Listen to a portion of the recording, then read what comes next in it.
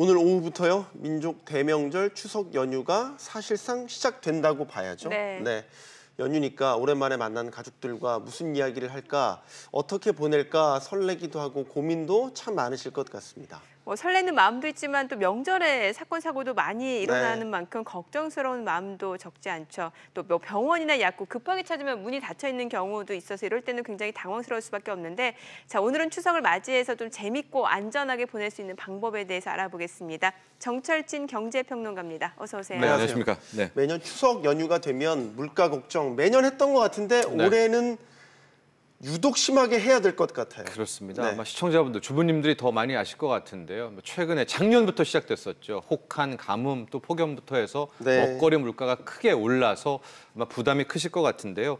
그제 나왔던 8월 소비자 물가도 그렇고 이제 오늘 오전에 나왔던 8월 생산자 물가를 보면 얼마나 이 추석 장보기가 힘들까 확연히 드러나게 되는데요. 오늘 이제 소비자 물가 동향 이제 보면은 뭐 1.4%라고 하는데 그중에 신선식품 지수는 3.2%다라고 볼 수가 있겠고 오늘 나온 8월 생산자 물가를 보면 일단 그 자체가 4년 내 최고치였었는데요. 생산자 물가 중에서 농산물만 따로 떼어놓고 보면 놀라지 마십시오. 18.3%입니다. 많이 올랐습니다. 예, 농산물은 정말 먹거리는 정말 10% 이상 오르게 됐는데 시금치 가격이 200%가 넘게 그러니까 3배 가까이 올랐고요. 배추, 무, 수박 보통 50% 이상 다 오른 그런 상황이 되면서 실은 농산물만 따로 떼어놓고 보면 2010년 이후 거의 7년, 8년 내 최고치다 이렇게 보시면 될 것 같습니다. 저거 소수점 잘못된 거 아니죠? 22.29%인데 아닙니다. 222.9%. 예, 3배 이상. 맞습니까? 222%가 맞습니다. 정말 놀라운 숫자. 금금치라고 딱 돼 있네요. 여기 금금치. 그렇습니다. 와, 이렇게 먹거리 가격이 많이 오르다 보니까 사실 추석 음식도 장만해야 되고 차례상 준비해야 되는 분들이라면은 걱정을 안 할 수가 없는데 좀 그나마 그래도 조금 알뜰하게 준비할 수 있는 방법이 있을까요? 그렇습니다. 지금 뭐 최근 가장 직전주에 뽑은 차례상 비용을 좀 보면은요. 대형마트 기준으로 뽑으면은 31만 원. 전통시장에서 차례상을 완성했다라고 하면 이제 24만 원이 되는데요. 저거가 이제 저기서 쭉쭉쭉쭉 올라온 겁니다. 지금 22만 원, 19만 원부터 해서 하루마다 저 가격이 쭉쭉쭉 바뀌어서 올라오게 되는 건데요. 변동이 있겠죠. 왜냐하면은 점점 이 추석에 인근하면서 이제 가격이 오르고 뭐 이렇게 될 텐데, 근데 저 가격 그래도 20만 원 돈이 너무 비싸 생각하실 텐데 저것은 어떻게 해서 저 가격이 뽑히냐면 조선 후기의 관혼상제 그 재래 그 풍습 있지 않습니까? 거기에 말대로 저 상을 차렸을 때 비용이거든요. 그래서 좀 뭐 가정에 따라서는 10만 원대로도 할 수가 있다라는 것이고요. 일단은 이제 소비 같은 경우를 보면 온라인으로 많이 주문을 하세요. 그러니까 온라인부터 말씀을 드리면 배달이 22일까지 일단은 된다라고 합니다. 웬만한 곳에서는. 그러니까 요 점은 좀 알아두셔야 되겠죠. 22일이면 내일인데? 그렇죠. 내일까지는 일단 배달이 되니까 일요일은 안 됩니다. 그러니까 오늘 내일까지 어떻게든 온라인으로 주문하시는 분들도 끝을 내셔야 온라인 뭐 맞벌이 하시는 주부님들은 일단은 온라인 저 배달 주문이 마감된다라는 것들은 꼭 기억을 하셔야 됩니다. 왜냐면 장 하나도 못 봤는데. 저거 시간 맞춰야겠네요. 퇴근하고 보세요. 그래야 되겠습니다.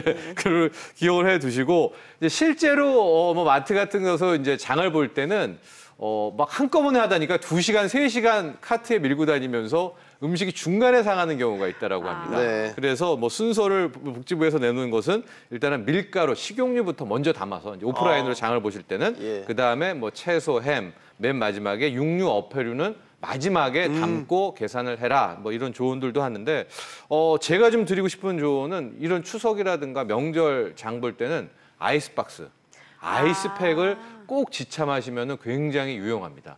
저기 보면 이제 순서가 나와 있죠. 냉장에 필요 없는 식품부터 쭉 하고 육류, 어패류, 그다음에 이제 보관하라는 건데 실제로 육류, 어패류 같은 거가 동이 날 수가 있어요.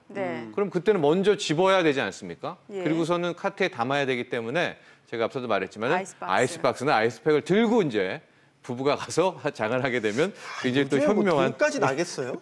인기 품목은 돈이 날 수도. 왜냐하면 저렴하게 순간 할인하는 이제 그 상황이 있거든요. 대형마트에서. 30분 할인 하는 거요? 그런 게 있기 때문에 꼭 그걸 장만하셔서 가면은 굉장히 좋겠다는 것이고 또 하나 그 탁주 같은 경우에 막걸리가 유통기한이 지난 경우가 굉장히 많습니다. 아. 그래서 막걸리, 탁주를 좀 많이 이번 명절에도 준비를 하실 텐데 그때 많이 사고 뭐 식중독 사고 나는 게 그 유통 탁주 막걸리 부분에서 좀 많이 납니다. 그래서 유통기한 확인을 꼭 하시라라는 것들을 전해드립니다. 네. 자, 장 보는 거, 네, 여러 가지 이제 우리 정철주 평론가께서 노하우 알려주셨으니까 잘 보시길 바라고. 네. 이제 고향 가는 길 시작되잖아요. 네.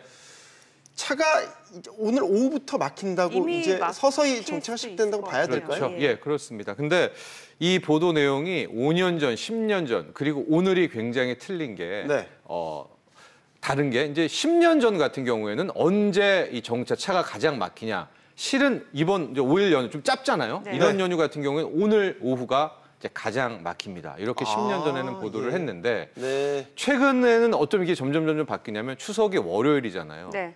그래서 이게 이제 또 하나의 핵가족과의 월요일 풍습이긴 오자. 한데 네. 최대한 짧게 찍고 아. 이제 올라오는 것으로 많이 이제 생활 문화가 바뀌었습니다. 그래서 작년에도 그렇고요. 올해 같은 경우에는 이번 5일 연휴 중에 가장 막히는 때가 언제냐? 바로 일요일인 23일 오후 2시부터 이제 귀성길은 막히기 시작합니다. 그러니까 내려가는 길이 가장 막히는 건 23일 일요일 오후 2시부터 가장 막히기 시작해서 그럼 이제 귀경길 올라오는 길은 언제가 가장 막힐까요?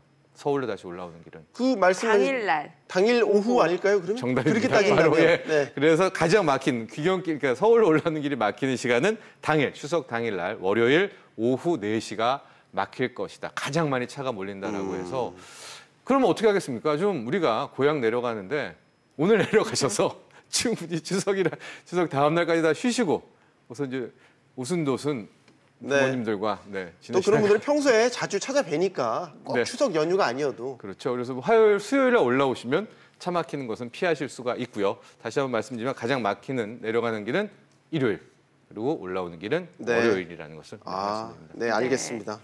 자, 뭐 지금 여러 가지 비용 들어갈 때가 많습니다. 추석 연휴 때. 그런데 올 명절에 고속도로 통행료가 무료라는 소리가 있는데 이게 다 해당이 되는 건 아닌가 봐요. 예, 그렇습니다. 이제 올해에도 일단은 이제 고속도로는 무료라는 것은 이제 큰 틀에서는 유지가 되는데요. 네. 기간이 일단 중요합니다. 23일 일요일 0시부터 25일 화요일 24시까지가 일단 무료의 기간이고요. 도로는 어디냐? 일단은 한국도로공사가 하는 도로는 다 이 무료 통행이 가능하고요. 네. 민자도 16개 민자 도로도 이번 저 기간 내에는 이제 무료 통행이 가능합니다.